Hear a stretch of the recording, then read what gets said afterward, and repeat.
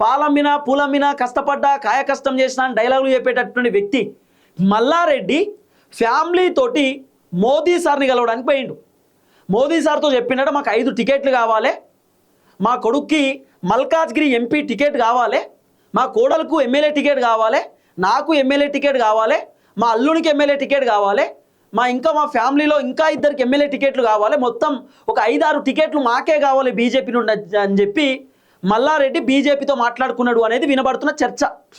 So మల్లారెడ్డికి Bharatiya Janata party వాళ్ళు ఏం చెప్పారు ఏం కథ అనేది మనకు తెలియదు.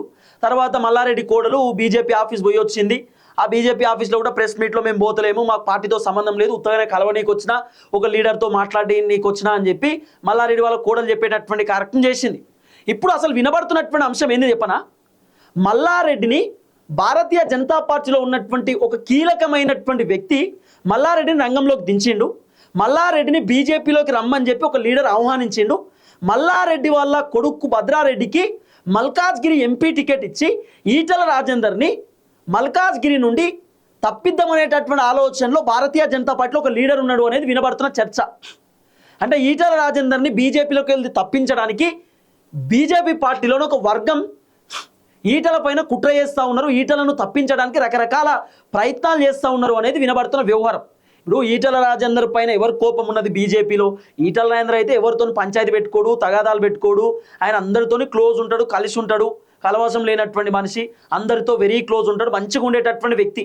మల్లారెడ్డికి ఈటల రాజేందర్కి ఏమైనా గొడవ ఉందా అంటే లేదు. ఈటల రాజేందర్ మల్లారెడ్డిని ఎప్పుడైనా కలిసినా, మల్లారెడ్డి ఈటలను కలిసినా మస్తు మాట్లాడుకుంటారు, మంచిగా మాట్లాడుకుంటారు, ముచ్చట పెట్టుకుంటారు, మంచిగా దోస్తులు లేకుంటారు, అన్నదమ్ములు లేకుంటారు, మంచిగుంటారు వాళ్ళు. ఎక్కడ కూడా మల్లారెడ్డికి ఈటలకి ఏం గొడవలు లేవు, విభేదాలు లేవు. కానీ బీజేపీలో ఉన్నటువంటి ఒక కీలకమైనటువంటి లీడరు ఈటల రాజేందర్ బీజేపీలో ఉండడం ఇష్టం లేదు అని వినబడతా ఉందని ఒక చర్చ. మీకు ఈటల రాజేందర్కి వాస్తవానికి అధ్యక్ష పదవి బీజేపీలో ఇవ్వడానికి అధిష్టానం కూడా రెడీ ఉంటుండేనట. కానీ ఒక లీడర్ మాత్రం గట్లెట్లు ఇస్తారు, ఈటల రాజేందర్ బీఆర్ఎస్ పార్టీలోకి వెళ్ళి డైరెక్ట్ బీజేపీలోకి వచ్చిన ఆయన వచ్చి 5-6 సంవత్సరాలు కూడా అయితలేదు, గప్పుడు ఆయనకు అధ్యక్ష పదవి ఇస్తారా?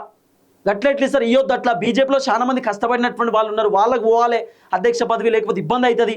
ఈటలకు ఇప్పుడే ఇవ్వద్దు, ఆయన పార్టీలో అసలు కంటిన్యూ అవుతాడో కాడో తెలియదు, ఇంకా ఓపిక పట్టాలే.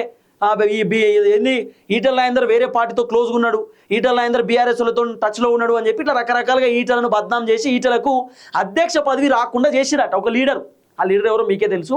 ఆల్రెడీ తెలంగాణలో ఉన్నటువంటి ప్రజలకు ఈటల రాజేందర్ పైన ఎవరు కోపంతో ఉన్నారు ఏం కథ అనేది అన్ని మీడియా ఛానల్లో వార్తలు వస్తున్నాయి. నేను ప్రత్యేకంగా ఒక మనిషి పేరు ఇంకో మనిషి పేరు చెప్పాల్సిన అవసరం లేదు. కానీ సోషల్ మీడియాలో వినబడుతున్నటువంటి చర్చ ఏంటంటే ఈటల రాజేందర్కు బండి సంజయ్కు పడట్లేదు, ఎందుకో బండి సంజయ్కి ఈటల వ్యవహారం నచ్చట్లేదు అనేది కొంత వినబడుతున్నటువంటి ఒక అంశం.